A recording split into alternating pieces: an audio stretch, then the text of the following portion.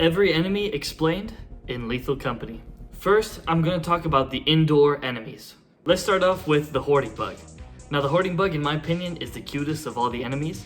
It only really wants your loot, so all you have to do is when you see it, drop your item. It will pick it up and leave you alone. Try not to corner it, and also try not to follow it back to its nest. It's very protective and will attack you. Next up is the Snare Flea. Now the Snare Flea is more dangerous than the Hoarding Bug. It can catch you off guard. It hangs out on ceilings and will jump down when you walk under it. When it jumps on you, it'll hug your face and choke you out. When the Snare Flea jumps on your head, grab the shovel and hit it off. You can also have a teammate hit it off your head. Another way to counter it is if you are near an exit, you can leave the facility and the Snare Flea will jump off your face. The next enemy is the Bunker Spider. Now this one's a little more complicated and harder to kill than the Snare Flea. The Bunker Spider has two phases. The first phase is the roaming and prep phase, so he'll just walk around putting his webs everywhere. The second phase is the aggression phase. The second it sees you, it will start attacking. Try not to touch its webs, as that will trigger the aggression phase. Next up is the Bracken, or what I like to call the jump scare king. He likes to sneak up on you and he likes to snap your neck from behind. To counter him, very easy. Just look at him and then he'll walk away. Don't stare at him because he will become aggressive and he will snap your neck. Next up is the Thumper. He's extremely aggressive and will attack you on sight. It will slow down, however, if your teammate starts hitting him with a shovel, and it will stay focused on you. So what you can do is you can lure it in and have your enemies hit him and kill him. The next one is a Hydro Deer, or what I call the slime. He's very annoying if you don't know how to deal with him. But an easy way to avoid the slime is to jump on railings. He cannot hit you there. Do not touch the slime, he will immediately kill you. If you really need to, you can also try jumping over him completely. The Spore Lizard is very calm. He actually doesn't want to damage you or do anything to you. He will bite you, but it does very little damage. For the most part, this enemy can be ignored. Ghost Girl can only haunt one player at a time. That means that every other player in the lobby can't see her. Only one person can. When Ghost Girl is locked in on one player, she's gonna terrorize them the entire game. So the number one thing is look for when she starts her skipping phase, because that's when she wants to kill you. If she touches you during skipping phase, you will be immediately decapitated. The Nutcracker is high risk, high reward. He walks around with a shotgun in his hand, and if you kill him, you are rewarded with his shotgun. So if you can, you really want to kill him. He has two phases. Phase 1 is where he just walks around completely blind, but if you do touch him, he will kick you and one hit kill you. Phase 2, he'll open his head up and an eye will come out. How I like to think of the Nutcracker is kind of like the game red light, green light. When he's walking around, it means green light. You can move around, you can do whatever you want. When he opens his head, it's red light.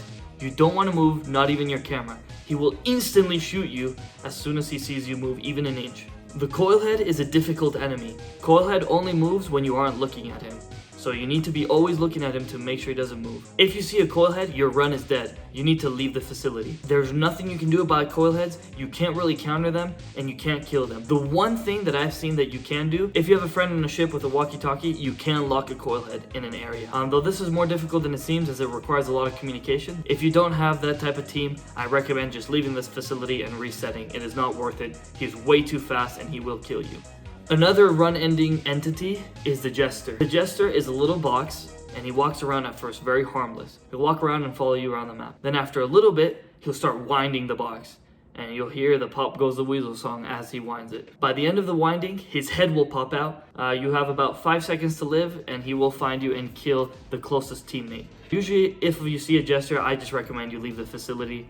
There's no point in continuing the run unless you really feel like you need the loot. Next up is my favorite indoor enemy. It's the Masked. The Masked looks like your crewmate, but don't be deceived. He has a mask on his face. He will walk around pretending to be a crewmate, and then he will grab you and kill you. On the monitor, he will appear like a crewmate, and he will spin in circles. As common in Lethal Company, spinning in circles means to be teleported back to the ship. But don't be tricked, because if he gets teleported back to the ship, he will kill you. The Masked, along with the girl, are the only two that can actually leave the facility. So if you see a Masked, I highly recommend you grab your things and you head out. If you have teammates, this can actually be a good thing because the mask will only focus on one person. So have the mask focus on someone and then everyone else around him can attack and kill the mask together. So it's an easy one to counter. Inside the facility, there's two other things that can kill you as well. We've got the turrets and we've got the landmines. Now turrets can be disabled by the terminal, and what they'll do is they'll lock onto you for 1 second, an orange light will flash, and then they'll instantly start shooting. When the orange light flashes, break line of sight to not be shot. Another thing you can do is you can jump on top of the turrets. This can also help you avoid them. The other trap is the landmine, which you can actually hear. It has a distinct sound. It sounds like this. Now the landmine, once stepped on, it's certain doom. Though if you step on it and you don't step off, it won't trigger. It only will trigger once you've stepped off the landmine. Another thing about the landmine is it can be used to kill other entities such as spiders and other things. Now I'll talk about the outdoor enemies. So in the outdoors, there are two enemies that won't hit you. It'll be the roaming locust, and the second are the manticoils, which are like birds. Now let's get to the enemies that can kill you. The circuit bees are the first ones. Now these ones won't attack you unless you approach them, but their nests can be worth quite a bit. For the bees, just stay away from them. If you do end up taking their nest, they will fly back to their nest and they will get extremely upset at you. Another enemy is the Baboon Hawk. The Baboon Hawk only attacks you if his group is larger than yours. Now here's where it's interesting. I would let the Baboon Hawk live. Let me tell you why. Because he attacks Eyeless Dogs, which are a bigger threat to you. This brings us perfectly to the Eyeless Dogs. These have an interesting mechanic as they cannot see you. They can only hear you. To avoid them hearing you, you need to crouch walk. But another thing they can hear is your microphone or you speaking. So you will have to not talk for them to not spot you. If you talk, they will spot you and they will instantly kill you. It's almost impossible to dodge them, although I've seen some people sidestep them. More dangerous than the Eyeless Dog is the Forest Keeper. The Forest Keeper is a giant who, as soon as he sees you, will chase you until he grabs you. Once grabbed, it will take a couple seconds and then he will eat you. As soon as a giant sees you, try to break line of sight and it'll be hard for him to find you. Lastly is the Earth Leviathan. The Earth Leviathan will make a huge rumbling sound before it attacks. So what I highly recommend is running out of that rumble as soon as you hear it. Now having too many items can slow you down, so I recommend you drop your items to ensure that you can get away in time. And that's been every single enemy in Lethal Company. If you have any questions or any comments, please be sure to leave that down below. And be sure to subscribe so you don't miss the next videos I'm going to do on Lethal Company. Thank you for watching.